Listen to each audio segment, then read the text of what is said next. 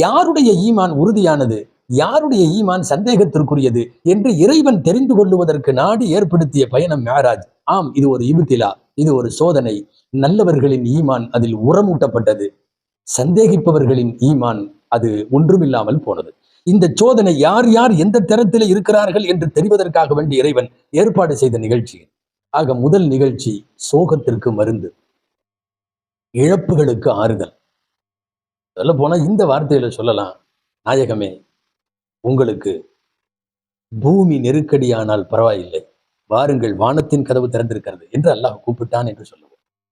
இப்படி கூட சொல்லலாம், தாயிஃபின் நிகழ்ச்சியை மையமாய் வைத்து மனிதர்கள் உங்களை துரத்தினாலும் வாருங்கள், மலக்குகள் உங்களை வரவேற்க காத்திருக்கிறார்கள் என்று அல்லாஹ் அழைப்பதாக அதற்கு அர்த்தம்.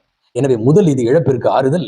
இரண்டாவது, ஈமான் கொண்டவர்களுக்கும் நல்ல ஈமான் உள்ளவர்களுக்கும் அல்லாத ஈமான் உள்ளவர்களுக்கும் அல்லாஹுவால் வைக்கப்பட்ட சோதனை என்று சொல்லலாம்.